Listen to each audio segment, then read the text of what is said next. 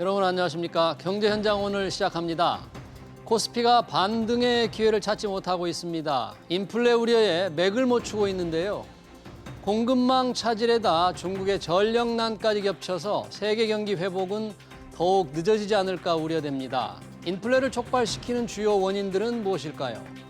포스트 코로나까지 험난한 여정이 예상되는 가운데 안정적인 수익을 가져다줄 투자 전략까지 모색해 보겠습니다. 유튜브 실시간 댓글 의견 주시면 토론에 반영하겠습니다. 경제 현장 오늘입니다.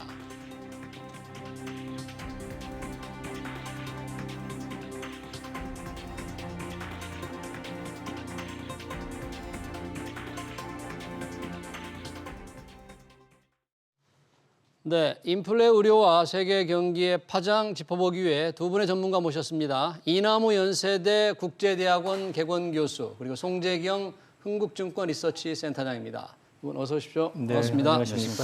자, 송재경 센터장님, 어제 글로벌 증시 큰 폭으로 하락하면서 우리 증시도 충격을 받았잖아요. 하루 만에 조금 반등하는가 싶더니 다시 오후에 지금 시장이 깔아앉는데 회복의 어떤 기미랄까 그런 추세 안 보입니까 우리 시장? 일단은 지금 당장으로서는 바닥을 잡기가 이제 쉽지 않은 기술적으로는 사실은 이제 반등이 나와야 될 지점은 와 있는 건 맞습니다. 단기 과매도 구간인 것만은 분명 맞고요. 네. 지금 표면적으로는 오늘 또 나타나는 게 이제 원화 약세랑 외인 매도세 이런 것들이 일부 나타나긴 하는데 크지는 않습니다. 환율 상승. 네네네. 1,191원이 되더라고요, 달러당. 네네. 그래서 지금 아시아 통화 중에서 가장 좀 약세를 보이고 있는 연초에 한 8% 이상 좀 빠지고 있습니다. 그래서 요게 이제 가장 큰 표현적인 이유고요. 그거보다는 그 사이에 사실은 국내 외국인 매도, 기관 매도세를 계속 잘 받아내던 개인 투자자들의 그러니까 매수세가 약화되면서 지금 거래량이 계속 줄면서 이제 지수가 하락되고 있기 때문에 모양새 자체는 좀 안 좋다 이렇게 말씀을 드리겠습니다. 그러니까 수급 측면에서만 본다면 외국인과 기관이 팔던 물량을 개인들이 열심히 사주다가 네. 그 매입의 힘이 좀 약해졌다. 네, 맞습니다. 개인도 좀 주춤거린다 그런 얘기인가요? 맞습니다. 예. 이 빚내서 주식을 산 개인들도 최근에 그래도 꽤 많은 것 같은데 그런 분들 굉장히 지금 초조하겠어요. 지금 시장 상황 보니까. 그러니까 주식 시장은 워낙 그 리스크가 많아서 그러니까 빚을 내서 투자하면 절대로 안 되거든요. 그리고 이제 한국의 우리나라 증시의 그 대표적인 기업, 산업들이 경기 영향을 많이 받아서 이 부침이 심한 업종입니다. 그래서 진짜 한국은 그 절대로 이제 빚을 내면 안 되는데 그런 면에 있어서는 상당히 좀 안타깝습니다. 특히 이제 작년 이후로 증시에 처음 참여한 그런 이제 투자가들이 아마 빚을 내서 한 분들도 좀 계실 텐데 상당히 걱정이 좀 많이 되네요. 예. 네, 이남우 교수님 지금 시장의 가장 큰 충격이라고 하는 게 이제 지금 전체적인 인플레 우려가 워낙 이게 지금 예산일이 아니다 이렇잖아요. 네, 그렇죠. 지금 전체적인 상황, 글로벌 인플레 상황이라든지 우리 상황 어떻습니까 지금?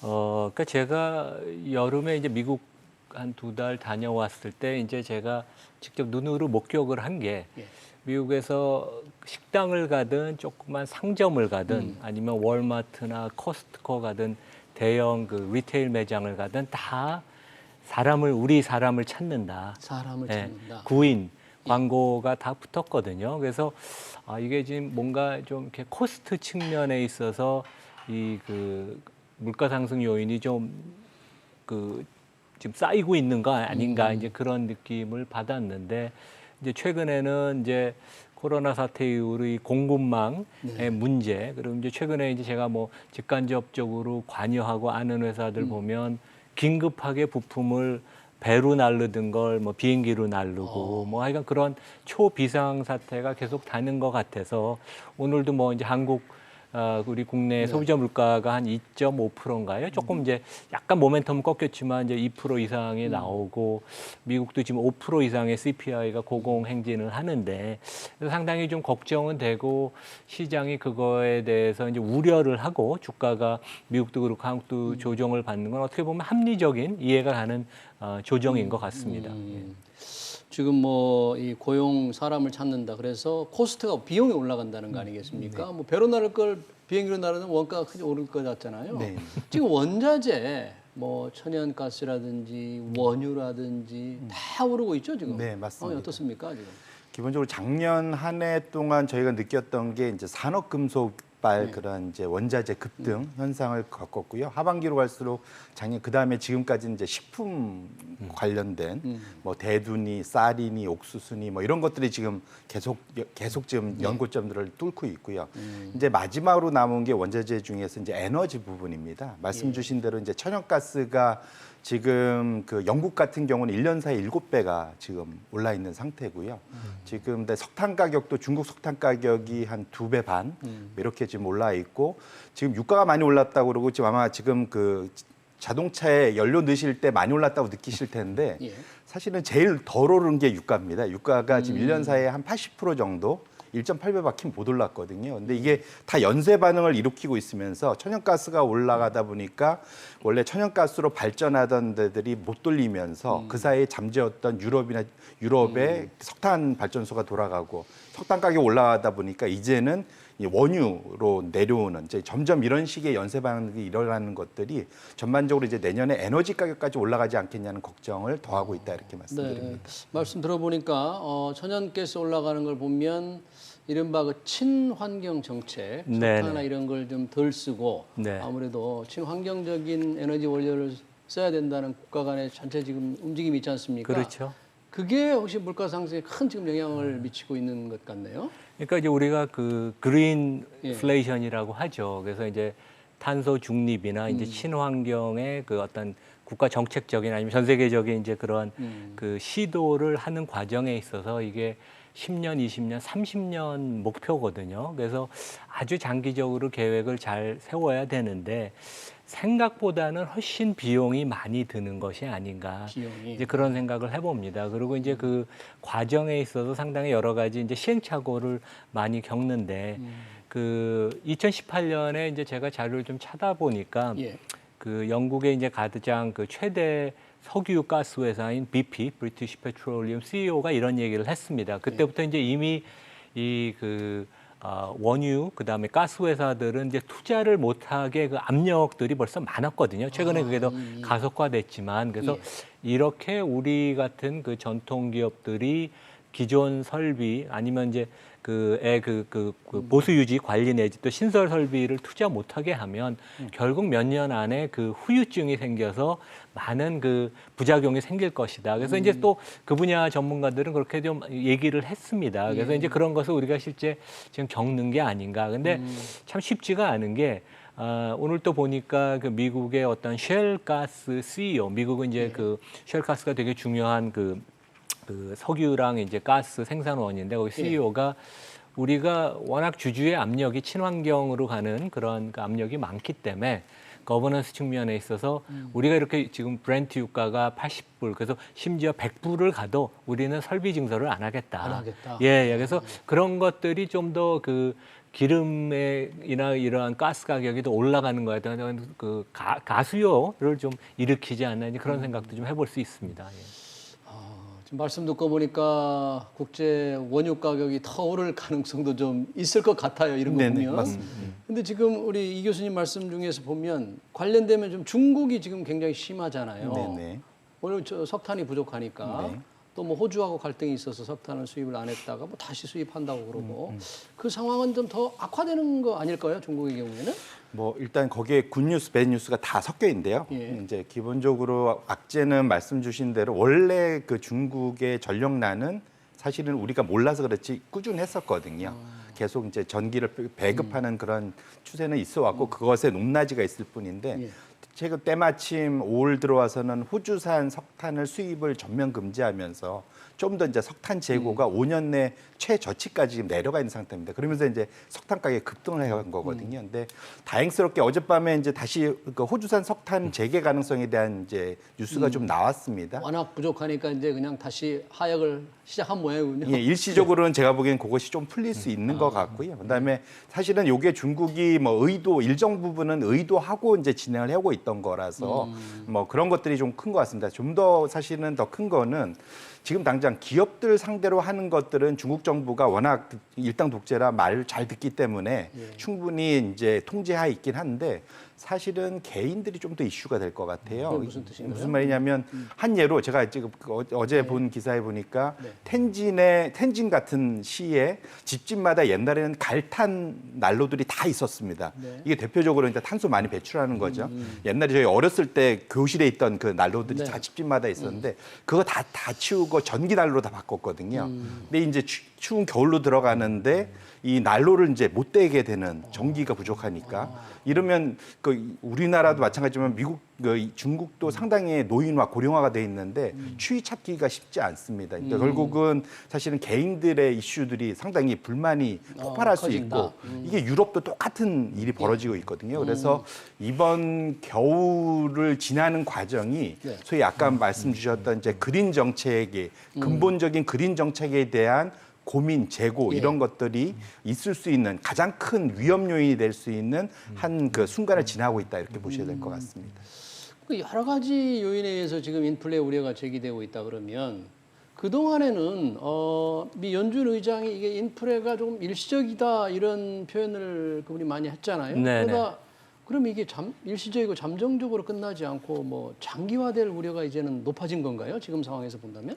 그러니까 그 제가 전에 한번 출연했을 때도 이제 그런 얘기를 했던 것 같은데 이게 그 파웰 의장이 원래 경제학자, 교수 출신이 아니고 이제 예. 원래 뱅커, 원래는 이제 변호사 출신이고 예. 뭐 사모펀드에도 있었고 이제 그 대형 증권사도 있었죠. 그래서 상당히 노련하고 시장과 교감을 하면서 어떻게 보면 시장의 그 심리를 파악하려고 그래서 저는 제 개인적인 생각은 3월 달에 이제 물가가 그 당시에 상당히 좀 우려가 됐었거든요. 그때 이제 뭐 얼만큼 올라갈지 진짜 모를 때인데 그 당시에 이제 미국 국채 금리도 10년채 기준으로 1.7%가 넘었죠. 그래서 본인이 조금 의도적으로 그 당시에는 진짜 그렇게 100% 확신을 했다고 저는 생각은 안 하는데 이것이 어떻게 보면 좀 일시적으로 지나가는 거라고 얘기를 한 것 같고 시장을 좀 안정시키기 위해서. 예. 근데 지금은 뭐 채권 시장도 뭐 최근에 금리가 좀 올랐지만 그렇게 뭐 혼돈스럽지는 않거든요. 주가도 어떻게 보면 그동안 뭐 올해 20% 주가가 급등했던 거가 이제 반납하는 그러한 그 건전한 그 어떻게 보면 조정이니까 좀 더 속내일을 물론 이제 그 사이에 많은 데이터가 나오긴 나왔습니다. 그래서 좀 더 정확하게 얘기를 할 수 있겠지만 제 생각에는 6개월 전에 봄에 본인이 진짜 그게 속내였는지 저는 그런 생각이 좀 들더라고요. 좀 지금은 의심하는 거군요. 예. 지금은 이제 조금 더 솔직한 자기 의견을 좀 더 얘기하는 거 아닌가 그런 의심이 전 조금 들기는 합니다. 네. 그러면 인플레가 뭐 하여튼 일시적이고 잠정적일 거라고 이제 일반 투자자들은 조금 믿은 측면이 있었을 텐데 그러면 센터장님 이게 만약에 장기화될 거라는 상황 지금에서 그런 전망이 조금씩 나오고 있잖아요. 네. 그러면 이런 때 뭐 조금 수혜를 받는 업종이 있고 조금 아주 부정적인 어떤 타격을 받는 업종이 있고 좀 다르게 나타납니까? 예를 들면 공급망이 이런 어떤 병목 현상에 따른 혹시 뭐 수혜를 받는 업종도 있을 수 있습니까? 일단 당장은 말씀드렸는데 그러니까 공급망 그 병목 현상발 그런 최대의 수혜는 그러니까 전 세계적으로는 결국은 그 운송 업체들 예, 배송을 하는 왜냐하면 지금 컨테이너 운임 같은 경우가 뭐 역대 최고 수준을 좀 뚫고 있는 상황이기 때문에 예. 그런 측면에서 놓고 보면 단정히 그 이제 운송하는 회사들 자체한테는 예. 당연히 수혜가 될 것 같습니다. 근데 이것이 인플레발 어쨌든 수혜 그 피해라고 보기에는 좀 어려울 것 같고요. 그거는 그 산업의 특수한 상황에 맞춰서 해석하는 것이 맞고 오히려 인플레 이 상황이 상당히 장기간 상당히 높게 유지가 된다면 네. 전 세계적으로 좀 어려움을 겪을 수 있습니다. 그렇게 될 경우는 오히려 그때 찾아야 될 거는 소위 말하는 가격 전가력이 있는 기업이냐 아니냐가 더 중요해질 것 같습니다. 가격 그러니까 결정권을 가지고 있느냐 없느냐. 맞습니다. 그래서 결국은 코스트가 비용이 올라가서 일어나는 것들을 내 고객한테 전가할 수 있는 가격 결정권이 있느냐 그런 기업들을 보통 이제 고품질 기업, 퀄리티 주식이라고 보통 얘기를 하거든요. 그래서 결국은 앞으로의 방향성은 대차대표가 튼튼하고 그러니까 퀄리티가 좋은 고품질 기업으로 투자를 집중할 필요가 있겠다라는 것이 오히려 이제 거기서 얻을 수 있는 그런 하나의 이제 교훈이다 이렇게 말씀드립니다. 예. 이제 저 이나훈 교수님 보시기에는 어떻습니까? 인플레 상황 뭐 조금 쉽게 이게 인플레가 좀 진정되거나 다시 소비자 물가가 좀 안정되거나 그럴 가능성 좀 낮아 보입니까? 그러니까 저는 개인적으로 장기간 고공행진을 할 거라고 보지는 않습니다. 왜냐하면 이제 두 가지 이유인데 첫 번째는 우리가 뭐 지난 10년 동안 어떻게 보면 디플레 걱정을 많이 했거든요. 기술 발전이 되면서 그 모든 제품의 가격이 쉽게 배달이 되고 네. 그동안 이제 고마진을 가운데에서 누렸던 것들이 거의 사라지면서 투명해진 거죠. 모든 유통 과정이.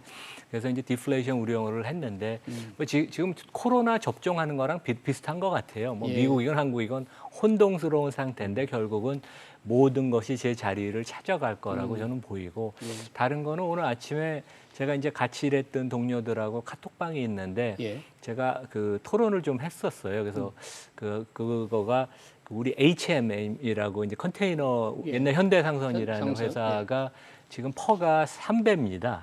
세 배. 그리고 이제 그 H&M뿐만 아니라 예. 이거보다 한 2배 이상 큰 대만의 에버그린이라고 있어요. 예. 거기도 퍼가 거기는 3배도 안 되죠. 왜냐하면 고점에서 주가가 한 60% 빠졌으니까.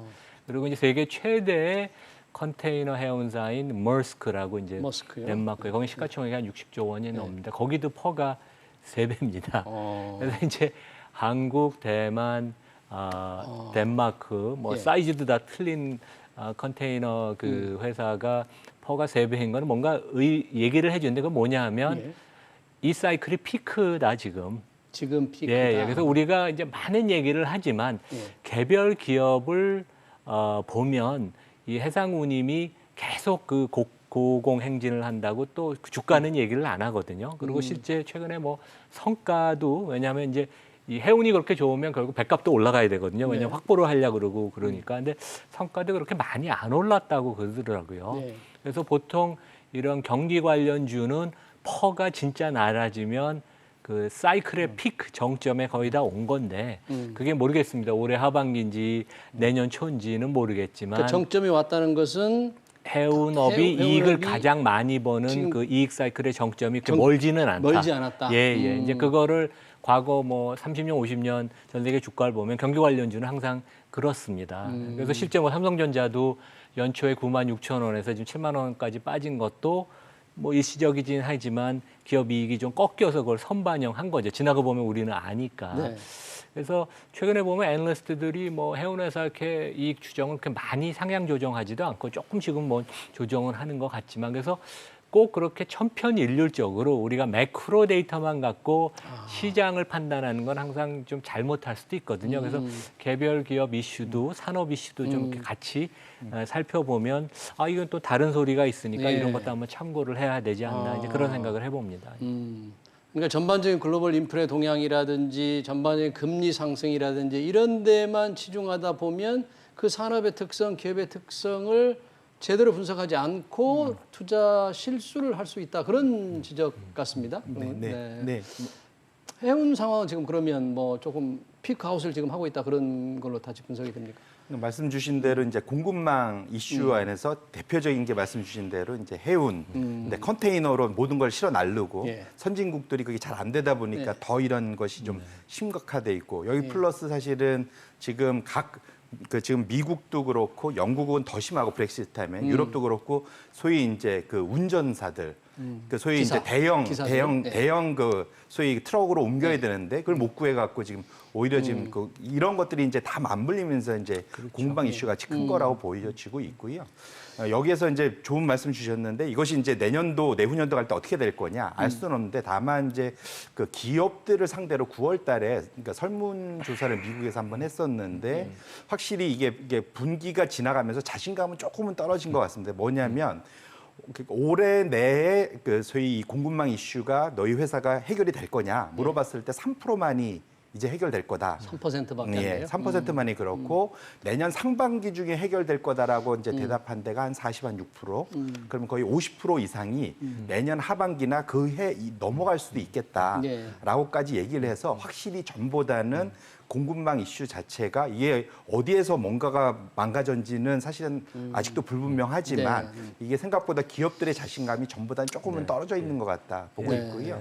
거기에 하나 더해서 이제 사실은 그거 외에 이제 집값이나 임금 이슈는 분명히 있는 것 같습니다. 아까 교수님께서도 9인난 이슈 말씀하셨는데 이제 확실히 이제 저 밑에 저숙련 임금 노동자들의 그 소위 임금 상승률이 20년 만에 지금 미국에서 서로 이제 바꿨거든요. 저숙련에도 올라오고 집값발 지금 사실은 물가 상승은 이제 내년에 본격적으로 반영이 됩니다. 그래서 이런 것들이 다 곱하기 되면 아직은 내년도에 그러한 그 소위 이제 고물가가 지속될 가능성에 대해서 이제 좀 마음을 금방 놓기에는 대비 좀 위험 해야 요인들이 조금은 남아 있다 이렇게 말씀을 드리도록 하겠습니다. 네. 좀 산업으로 약간 또 좁혀 본다면 지금 자동차용 반도체 칩 부족이 심각한 상황인데 지난 3분기 미국 전기차 테슬라 판매량은 굉장히 늘었어요. 네, 그렇죠. 그건 어떻게 해석을 해야 됩니까? 3분기에 그 출하 기준으로 24만 대, 그러니까 그 작년 동기 대비 73% 증가했다고 그러죠. 그래서 이제 애널리스트들이 생각한 것보다도 좀 더 좋은 숫자가 나왔는데 실제 테슬라는 자동차 회사라기보다는 그 본사도 그 이제 실리콘밸리에 있거든요. 그래서 이제 IT, 테크에 가까운 회사고 그 회사의 구성원들, 핵심 인력을 보면 그 이제 IT 엔지니어들이 많습니다. 그래서 좀 더 이런 그 IT 관련된 이슈를 좀 더 잘 이해하고 그거에 대해서 미리 대응한 것 같기도 하고 그다음에 전 분기에 실적을 발표할 때 그런 얘기를 했습니다. 우리가 이제 그런 문제가 있는 걸 알아서 반도체 같은 경우도 여러 개를 쓰는 거를 시스템화시켜서 통폐합을 하고 그런 것을 우리가 적극적으로 대응하고 있다. 네. 그래서 그때는 과연 그게 이제 현실화가 될까 이제 반신반의를 했는데 이번에 3분기 출하량을 보면 잘 슬기롭게 극복을 했다. 그래서 그러니까요. 좋은 회사들은 잘 어떻게 보면 전반적인 리스크 관리니까요. 예. 그래서 뭐 애플도 뭐 이제 본토에서 조립이 문제가 되고 있다고 하지만 뭐 어느 정도 사실이겠지만 애플처럼 이 전 세계 서플라이 체인 공급망을 제일 관리 잘하는 데는 거의 뭐 분기 이제 실적 나오면 큰 타격이 없을 거라고 저는 생각을 그래요. 합니다. 예. 아이폰 13 이렇게 봤는데 좀 시간이 걸릴 거라고 하긴 하는데 뭐 그런 얘기 좀 있죠. 그러니까 예. 그렇군요. 이 산업 얘기 조금만 더 해보고 싶은데 뭐 테슬라 말씀을 하셨으니까 그 테슬라의 걱정했던 이제 반도체 칩 네. 부족하면서 반도체는 왜 상반기 연초만 해도 우리가 슈퍼사이클 기대 이런 게 좀 있었잖아요. 네. 근데 갑자기 또 한겨울이 올지 모른다. 벌써 이렇게 전망이 확 바뀌고 있는데 지금 왜 이렇게 달라지고 있는 겁니까? 뭐 기본적으로는 이제 8월 중순에 있었던 모건 스탠리의 그러한 이제 그 겨울이 다가온다 반도체 업계에 이제 이런 그 보고서가 이제 투자 심리를 많이 위축시켰던 걸로 보고 있고요. 네. 근데 기본적으로 지금 사실은 근데 그 근거는 조금은 빈약했던 것 같습니다. 이제 오히려 이제 마켓콜이라고 그래갖고 시장이 이제 앞으로 하락할 거에 앞서서 이제 같이 움직였던 게 좀 더 강하다 좀 보고 있고요. 오히려 지금 최근까지도 지금 뭐 블룸버그나 이런 데 나온 이제 데이터들을 보면은 지금 반도체 그 공급 업체들의 재고를 보면 여전히 그 소위 그 한 일주일 2주 정도밖에 안 갖고 있는 걸로 좀 파악이 그래요? 되고 있고 주문을 하면 이건 비메모리긴 하지만 비메모리 반도체 쪽은 주문을 하면 지금 과거 최고치가 한 13주 걸렸던 게 요게 한 5주까지 줄었다 지금 20주가 넘어가고 있습니다. 그러니까 역대 최고로 여전히 지금 반도체 부족 현상은 지속이 되고 있거든요. 그래서 오히려 이제 어셈블리라고 하죠. 이것저것 모아갖고 그 애플 그 아이폰을 생산하는 데까지 어려움이 있는 거지 그 각각 부분에 있어서도 부품에 있어서 그 반도체의 그러한 수급 난항은 여전히 수요는 여전히 견조한데 거기에 대해서 난항은 여전히 있는 걸로 해석을 하는 것이 맞기 때문에 여전히 그러니까 지금 주가가 좀 안 좋아서 그렇지 업황이 나빠진 거다라고 보기에는 좀 이르지 않을까 이렇게 보고 추운 있습니다. 겨울이 온다는 전망에 대해서는 그렇게 공감하지 않는다는 말씀이시네요. 예, 반반으로 얻겠는데 저는 거기에 대해서 공감하지 않는 쪽에 이제 서 있다 이렇게 말씀드리겠습니다. 주가가 계속 떨어지는 거 보니까 혹한기가 오는 거 아닌가 이렇게 투자할 생각도 하던데 워낙에 삼성전자 주가가 지금 맥을 못 추고 있잖아요. 예. 3분기 실적은 좋을 거라고 지금 추정이 되고 있는 거죠? 네, 삼성전자 그렇죠. 같은 경우에. 그러니까 3분기까지는 되게 좋을 걸로 보고요. 이제 아까 우리 센터장님 얘기하신 이제 모건 스탠리 리포트 그 바로 전에 이제 CLSA라고 그 외국 증권사 리포트가 나왔는데 실제 외국 회사 중에는 CLSA가 훨씬 영향력이 셉니다. 리서치를 훨씬 잘하거든요. 근데 이제 두 리포트 다 공통적인 내용은 뭐 일시적인 재고 조정 정도 사이클이다. 그래서 이제 금년 4분기부터 이제 내년에 이익을 많이 하향 조정을 했죠. 그래서 이제 저희가 어떻게 보면 주가가 이 그 이익의 고점, 저점을 선반영하기 때문에 금년 3분기가 단기적으로 이익의 고점이라고 하면 금년 1월에 이제 주가는 피크를 친 거죠. 이제 그렇게 보이죠. 근데 재미있는 것은 그 미국의 그 마이크론, 그러니까 삼성전자랑 실제 예. 그 직접 경쟁을 하는 회사가 고점 대비 삼성전자도 26% 주가가 빠졌고 마이크론도 27% 빠졌습니다. 그러니까 삼성전자는 아직까지 아주 그 반도체 회사로 이제 인식을 하는 거죠. 근데 거기 CEO가 그 산제이라고 이제 약간 인도계 미국인인데 마이크론 테크놀로지 예, CEO가? 이제 그분이 항상 좀 낙관주의적이에요. 근데 지난주에 실적 발표할 때 다음 분기 이제 10월부터 시작하는 3개월 동안은 우리 매출과 이익이 조금 생각보다 안 좋을 거다. 그러니까 이제 워닝을 좀 했죠. 그래서 어떻게 보면 이제 CL이나 그 모건 스탠리가 이제 그 좀 전격적으로 내온 리포트가 틀리지는 않았다. 근데 이게 아주 장기간 침체 국면으로 가는 건 아니고 예. 한 몇 분기, 뭐 2, 3분기 아니면 4, 5분기 재고 조정의 사이클이라고. 그래서 아마 센터장님도 이제 그런 측면에서 얘기한 게 아닌가 생각이 듭니다. 네. 예. 그러니까 3분기 실적이 아주 좋으면 한 1분기에 주가는 고점을 지난 것 같다는 예, 그런 표현. 상당히 그 시청자들이 좀 주의 있게 들어야 될 것 같고요. 이 3분기 실적이 이제 줄줄이 곧 발표가 될 텐데 시장에 조금 긍정적인 어떤 힘으로 작용할 것 같습니까? 아니면은 뭐 어떻게 보십니까?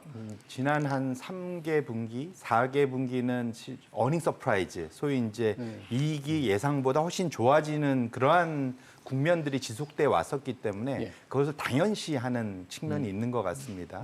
이번 3분기도 미국 기준으로 여전히 실적은 좋을 것 같고요. 문제는 이제 그거를 반영해서 주가는 말씀 주신 대로 다 미리 대부분의 업종이 선반영을 해서 올라와 있기 때문에 오히려 지금 3분기 실적이 좋다고 그거를 빌미로 더 갈 거냐라기보다는 내년도, 그러니까 짧게는 4, 4분기, 길게는 내년도 가이던스에 대한 그러한 힌트들을 얻으려고 이번 실적 시즌에 많이들 고민할 텐데요. 네. 대체적으로 지금 뭐 미국 기준으로도 아마 내년도 이익 증가율이 비슷하거나 뭐 올라봐야 한 4, 5% 정도, 4% 올라가는 정도 수준으로 생각하거든요. 그렇게 놓고 본다면 이익 증가율이 크지는 않을 것 같습니다. 그래서 그렇게 놓고 본다면 추가적으로 앞으로의 주가 상승이 이 모멘텀 때문에 나올 거라고 보진 않고 있어서 그렇기 때문에 실적 시즌의 중요도가 오히려 이제 혹시라도 예측한 것보다 떨어지면 주가는 좀 더 강하게 격하게 반응할 가능성이 있어서 그런 측면에서 오히려 위험 관리가 더 필요한 상황이지 않을까 이렇게 말씀을 드립니다. 실적만으로는 뭔가 주가의 어떤 강한 반등의 기회를 기대하기가 좀 쉽지 않게 해석이 되는데요. 네네. 전체적인 인플레이션 우려와 테이퍼링, 미국의 금리 인상 이런 흐름은 좀 빨라질까요? 지금 상황에서 어떻게 전망을 우리 이 교수님 하고 계세요? 그러니까 이제 거시 경제 변수가 좀 악화되는 정도요.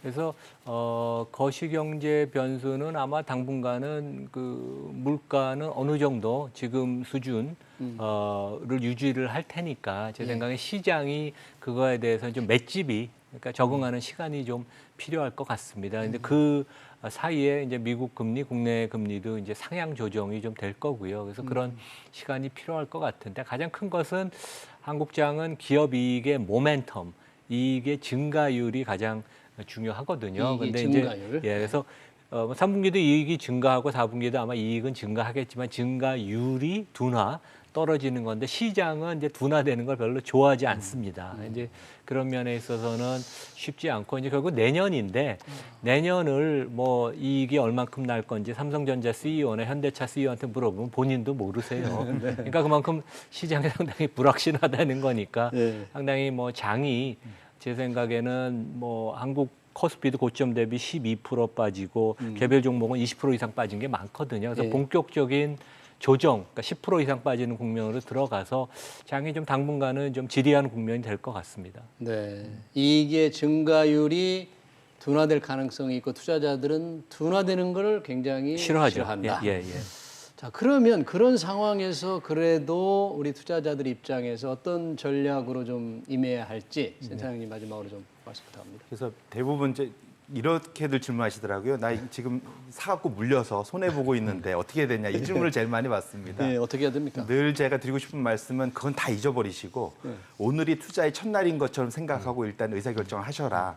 그렇게 꼭 말씀을 드리고 싶고요. 왜냐하면 어제의 손실이 오늘의 이익을 보장하지 않거든요. 그래서 물론 이제 많이 빠졌을 때 당연히 버티면 올라갈 수는 있는데 그래서 이제 꼭 말씀드리고 싶은 건 항상 매일매일을 새롭게 좀 의사 판단을 하셔라 말씀을 드리고 싶고 당분간은 지금 11월 달 미국의 테이퍼링 뭐 또 내년에 생각보다 빨리 지금 금리 인상 가능성을 배제 못하는 상황이기 때문에 결국 현금 비중을 일정 수준 확보를 하시고 변동성에 대응하시는 것이 조금 더 합리적이지 않을까 이렇게 생각을 합니다. 네, 여튼 좀 신중하게 투자 전략을 세워야 될 것 같습니다. 두 분 얘기 들어보니까. 네, 네, 그렇죠. 네, 두 분 말씀 잘 들었습니다. 인플레 우려 투자 전략 두 분과 함께 토론을 마치겠습니다. 지금까지 이나무 연세대 국제대학원 개원 교수 그리고 송재경 흥국증권 리서치센터장이었습니다. 고맙습니다. 네, 감사합니다.